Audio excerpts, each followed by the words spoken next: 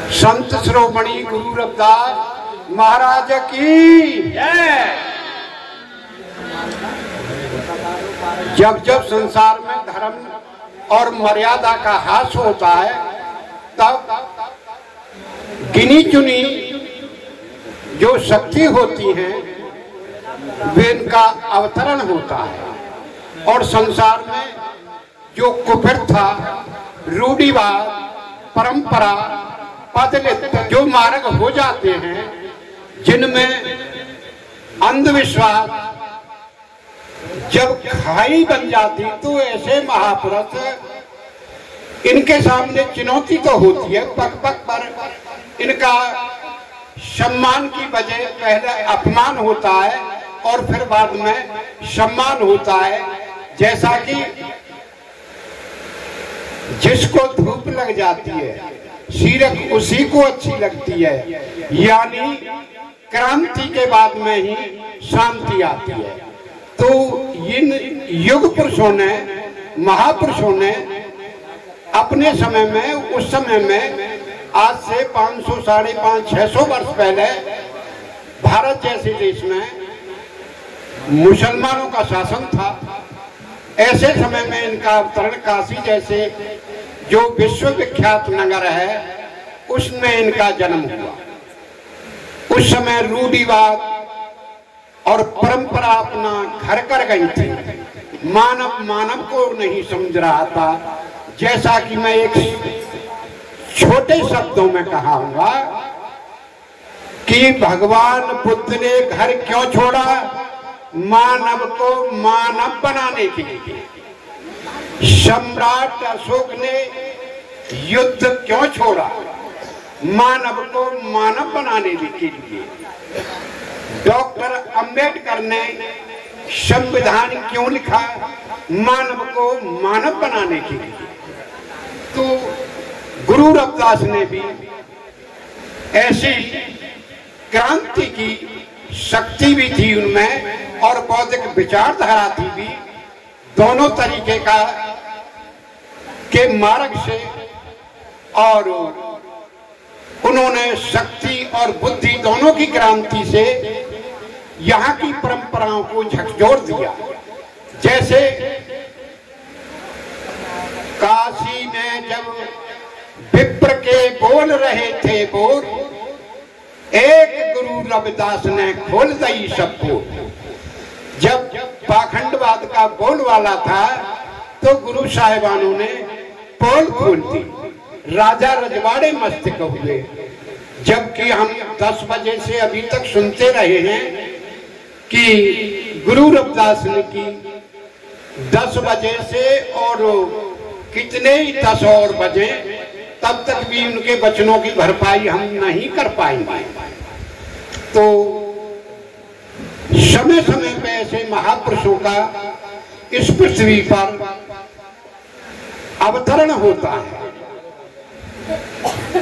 हम और आप अपने बलबूते नहीं जी रहे, इन्हीं महापुरुषों के इशारे पर जी रहे हैं। इन्होंने जो बौद्धिक क्रांति की वे हमारे लिए तर्क बनी। हम खुल करके जवाब देते हैं कि ऐसे ऐसे हमारे महापुरुष हुए इस समाज में कि जो रूढ़िवादी परंपराओं को झकझोर दिया था, सत्य का मार्ग दर्शाया, मानव मानव को एकता के सूत्र में पिरोया। ऐसे ही आज से 2664 वर्ष पहले इस पृथ्वी पर जब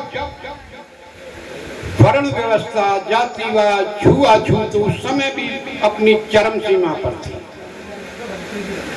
उस समय भगवान बुद्ध का अवतरण हुआ लुम्बिनी, जो आज नेपाल में है।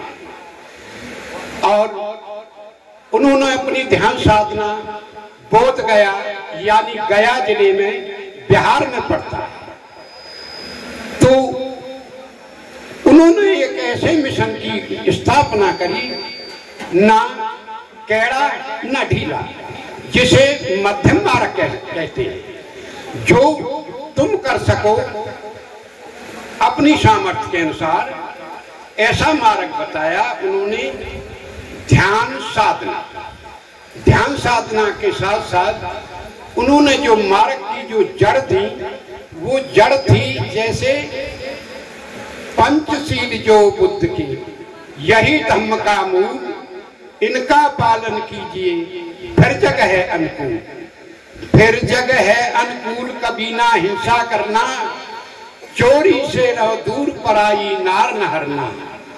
कहे प्रेमी कबीराय सत्य का पालन कीजिए, शराब आदि चीज भूल कर भी ना लीजिए। तो उस समय भगवान बुद्ध ने एक माप दी, जैसे शीलों, अगर दवाई कितनी अच्छी है डॉक्टर के यहाँ और वे उसकी सील टूट गई है, तो हम उस दवा पर विश्वास नहीं करेंगे कि चाहे वो दवा बिल्कुल सुरक्षित है, लेकिन हम विश्वास नहीं करेंगे। भगवान बुद्ध ने भी अपने समय पर एक नाप दी, उन्हीं उपदेशों को, उन्हीं मार्गों को, समानता, स्वतंत्रता, बंधता, विश्व बंधु की भावना को, जैसा कि दोहराए रविदास ने गौतम के उपदेश, इसीलिए तो संत कुल हुआ विप्र को दो देश। भगवान बुद्ध की विचारधारा ही गुरु रविदास ने उसी को और अपनी शक्ति संपन्न साधना को संसार में पेश किया, जो कि उनकी बुद्धि और बल और भक्ति के कारण सभी प्राणी उस समय के नतमस्तक हुए। तो उन्होंने सत्य का ज्ञान दिया, उन्होंने कोई छुपाया भी नहीं। अपनी किताब जगह जगह बोर्डों पर लिख दिया, हर जगह उनका नाम लिखा हुआ है, सोहंग सतनाम। भाई इसका सिमरण करो, यानी ध्यान करो, ये कहीं दूर से नहीं लेना है। ये कोई गुरु भी बताएगा तो आपकी चीज को आपको ही बता देगा, जबकि आपको उसकी मालूम नहीं है, वो चीज तुम्हारे ही पास है। भाई हमारी जो श्वास अभी वर्णन करके गए 21,600 का मैं वहां पर बैठा था, तो वो जो सिमरण है सोहंग सतनाम, भाई ये दिमाग खाली है। इसमें हम जैसे भगवान बुद्ध ने इसको कहा आनापान या विपश्यान। भाई विपश्यान का मतलब है सचेतनता में जीना, यानी होश में रहना। मेरे अंदर क्या घट रहा है, मैं क्या कर रहा हूँ, मैं कैसे दुखी हूँ। इस संसार में दुख है और इन दुखों का कारण है, लेकिन इन दुखों का निवारण है। इनका निवारण कौन करेगा? आप और हम अपना अपना स्वयं निवारण करेंगे।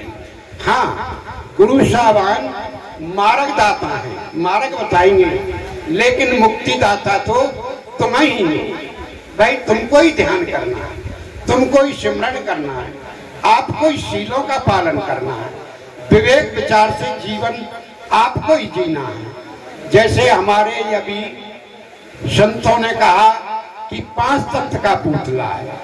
भाई पृथ्वी, आकाश, वायु, अग्नि, जल, इन 5 तत्वों से शरीर निमित्त है, लेकिन इन 5 तत्वों के अलावा जो हमारे ये महापुरुषों ने उपदेश दिया, ये 5 तत्व कच्चे तत्व हैं। इनके अलावा ये वर्णन कर रहे हैं कि 5 पक्के तत्व हैं। भाई 5 पक्के तत्व कौन से? दया, क्षमा, शील, संतोष, विचार। भाई ये पक्के तत्व हैं, इनमें जो जीवन जिएंगे तो हमको सुख और शांति मिलेगी। हमको सुख शांति कहीं बाहर नहीं मिलेगी। कोई व्यक्ति किसी में घोल के नहीं डाल सकता। एक व्यक्ति दूसरे व्यक्ति को समझा सकता है, उसका अनुसरण तो हम और आपको ही करना पड़ेगा। तो अपने दुख को अपनी बुद्धि के बल से, ये दुख रोने से दूर नहीं होते। रोए से दुख ना कटे, रोए दुख ना जाए, दुख कटे हैं ज्ञान से, या कि सोचे जाए उपाय, इसके उपाय सोचे जाएंगे। हमको किसी भी तरीके का घर में दुख है, में कलह है, तो कैसे निपटेगा, उसका निदान आप स्वयं करेंगे। कोई महापुरुष इशारा बता सकता है कि अपनी वाणी को संयम से रखो, अपनी इंद्रियों पर निग्रह रखो और सोचो और समझो। यानी ये जो यहाँ पर मार्ग दिया जा रहा है, ये सोच समझ का मार्ग है, ना कि किसी के अंदर कोई घोल के डाल देगा।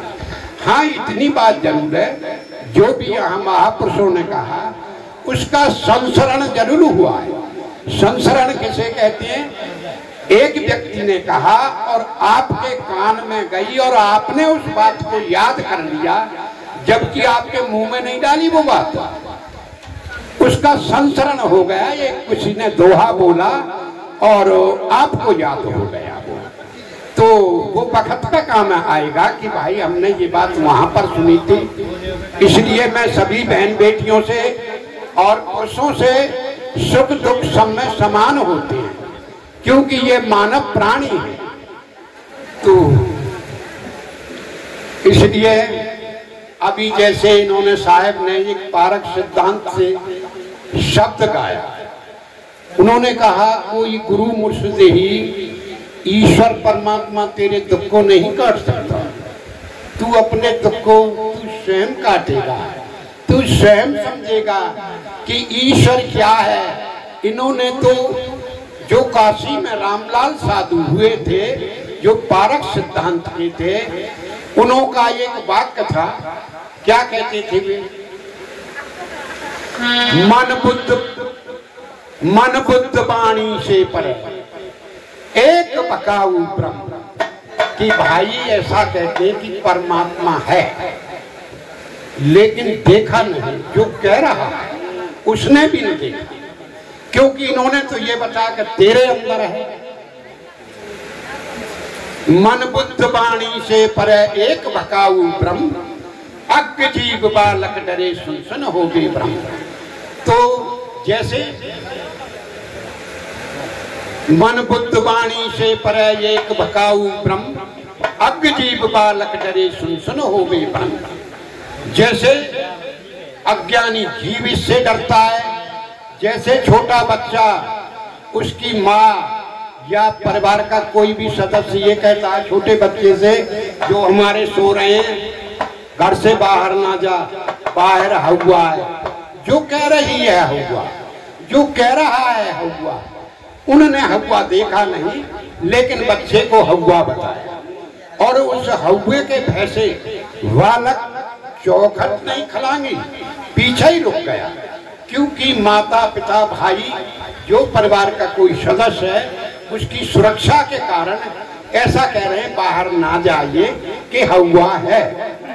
मन बुद्ध वाणी से परे एक बकाऊ ब्रह्म, बकाऊ कहते हैं हवा, एक बकाऊ ब्रह्म, अज्ञ जीव बालक डरे सुन सुन हो गए ब्रह्म। वो बच्चा डरता रहा और वो जीव भी डरता रहा। जब ऐसे महापुरुषों ने ये पलटी की पारक सिद्धांत की, तो वो उसने डरना बंद कर दिया। वो समझने लगा कि जो भी है वे मुझे करना है, ध्यान सिमरन साधना जो भी मेरे लिए करनी है, और उस शक्ति को मैं अपने ही अंदर पाऊंगा, आनापान विपश्यन ध्यान साधना के द्वारा। तो जब बच्चा क्या कहने लगा, जब बड़ा हो गया तो बच्चा बोला, आगे को निकला, जब माँ ने कहा भकाऊ यानी हवा है, तो बच्चे ने कहा, बालक पूछे मात से कहे भकाऊ हुआ, क्या माँ भकाऊ हुआ कहाँ है? तो माँ ने सीधे शब्दों में कहा कि बच्चा समझदार हो गया है, अब हवा को नहीं मानेगा, क्योंकि इसके अंदर विवेक जागृत हो गया है। बालक पूछे मात से कहे भकाऊवान, तो माता ने क्या उत्तर दिया, डरन हेत तुमसे कही, तुमसे डराने के हेत कही, डरन हेत तुमसे कही कोई वस्तु बकाऊ ना, कि बेटे हवा नाम की कोई वस्तु नहीं है और तुमसे डरने के लिए कहा था। ऐसे ही साहिबान पहले जो उपदेश देते हैं कि ईश्वर है, तो अगर उसको बता दें कि भाई जैसे कहा अभी महापुरुषों ने आत्मा की बात कर रहे थे कि भाई ब्रह्म ज्ञान है, कि ब्रह्म ज्ञान किस प्रकार का है, कि 2 प्रकार का। ये मैं नहीं कह रहा, सारे संसार के लोग कहते हैं कि कैसे, परोक्ष अप्रोक्ष। परोक्ष क्या है, ब्रह्म है ऐसा जानना, कि भाई ब्रह्म है ऐसा जानना। और अप्रोक्ष क्या है, यानी मैं ही ब्रह्म हूं, मेरे ही अंदर ब्रह्म है। तो इसलिए जो इन्होंने साहिब ने अभी जो सिद्धांत किया पारक सिद्धांत से, ये सिद्धांत बड़े भूभाग पर है और इन संतों ने जन जागृति की और भगवान बुद्ध और गुरु रविदास के वचनों में विश्वास करते हुए इन्होंने इस मिशन को चलाते रहे, जिसके बाद हमको आज भी सुनने को मिल रहे हैं और सुनते रहेंगे, क्योंकि ये उनका शोध है, निर्णय है, शोध है, ये कोई परंपरा नहीं, शोध है, विज्ञान है उनका। ऐसे ही गुरु रविदास का एक विज्ञान जो सारे संसार को उन्होंने अपनी जो ध्यान साधना भक्ति करते थे, इसलिए उन्होंने भक्ति में शक्ति है और किसी ईश्वर की भक्ति नहीं, वे स्वयं अपनी चेतना को उन्होंने जागृत किया और अपनी इंद्रियों का दमन नहीं समन किया उन्होंने विवेक विचार से। दमन तो एक बलपूर्वक या हठ योग को कहते हैं, लेकिन उन्होंने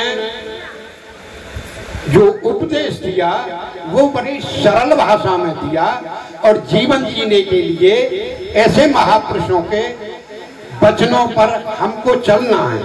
ये तो हमने रात भर सुन लिया, लेकिन कल्याण तब ही होगा जो उनका मूल मंत्र है सोहम सतनाम। इसका हम अपने खाली दिमाग में बैठे रहते हैं, सुबह को पढ़े रहते हैं, सोचते रहते हैं, इधर उधर जाते हैं, तो इस महामंत्र को, इस नाम को उन्होंने उजागर दिया, कोई पर्दे में नहीं दिया। तो इसका सिमरण ध्यान करना आप में ये शक्ति लाएगा, आपके विचारों में शक्ति लाएगा, क्योंकि खाली दिमाग इस सिमरण ध्यान से भर जाएगा। इनकी मूर्ति की तरफ देखो, इनकी आंखों के पलक नीचे को हैं, तो क्या कर रहे हैं ये नीचे को पलक क्यों है? जी ध्यान साधना कर रहे हैं। अपनी नासिका के अग्रभाग पर ये अपनी श्वास की गति को परख रहे हैं। तो गुरु रविदास की वाणी तो हमने सुनी है ही, लेकिन उनका जो सोहम सतनाम है उसका भी हमें सिमरण करना है। वो कहाँ से मिलेगा? किसी गुरु को गुरु बनाओगे और वो इस नाम दान करोगे। अगर गुरु ने हमको चेला बना लिया और हमको नाम ध्यान सिमरण की विधि नहीं बताई, तो हमारे साथ में गुरु ने पूर्ण प्रसाद नहीं दिया। कृपा तो की, लेकिन पूर्ण कृपा नहीं की। जो हमको सिमरण ध्यान साधना आनापान विपश्यन की, हाँ ये मध्यम मार्ग है, कोई कहना नहीं, धूप में नहीं, आग में तपने का नहीं, जल में तपने का नहीं, ज्यादा बड़े उपवास करने का नहीं, हाँ हल्का आहार जिससे हमारा स्वास्थ्य सही रहे, हमको वे आहार लेना। इसी के साथ मैं सभी उपासक उपासिका जो यहाँ पर बैठे हुए हैं, जो अपना गुरु बनाए जिन्होंने नहीं बनाया है। गुरु क्या है? अरे एक ग्वारिया होता है। हम देखते हैं जो चरवाहा अपने पशुओं को चुगाता है, उसका एक ग्वारिया होता है जो उन पर नजर रखता है कि दूसरे के खेत में ना जाए। ऐसे ही गुरु लोग इशारा करते हैं कि ये मन वाणी दूषित विचारों में न जाए, शुद्ध विचारों में रहें, और ये खाली समय में यानी सचेतनता में तो जीवन ही जीना है कि मेरे अंदर क्या घट रहा है। मेरी आंख देख रही है, इनका देखने का काम है, लेकिन इनके विचार कैसे हैं, तो हमको वर्तमान के क्षणों में जीना है। भविष्य अनागत है, दूर है, और जो पूर्व में हुआ वो अतीत है, उसमें हम कोई सुधार नहीं कर सकते। हम वर्तमान के क्षणों में ही सुधार कर सकते हैं। वर्तमान का क्षण ही भविष्य का निर्माण करता है। तो इसलिए मेरा सबको साधुवाद है, और इसी के साथ सबको मेरी नमो बुद्धाय, जय भीम है। मैं बहुत भिक्षु हूँ, गर्मी के कारण मेरे चीवर वगैरह भीतर रखे हैं, तो इसलिए बहुत अच्छा आप सत्संग में आए, लेकिन गुरु जरूर बनाए। और भाई अपने ध्यान सिमरण की विधि गुरु से जरूर पूछें। कल्याण तब ही होगा कि वो हमको मार्ग बता देंगे, हम उसका ध्यान सिमरण करेंगे। और दुख सुख तो आते जाते हैं, जो रोता है वो हंसता है। इसी के साथ मेरा साधु साधु साधु।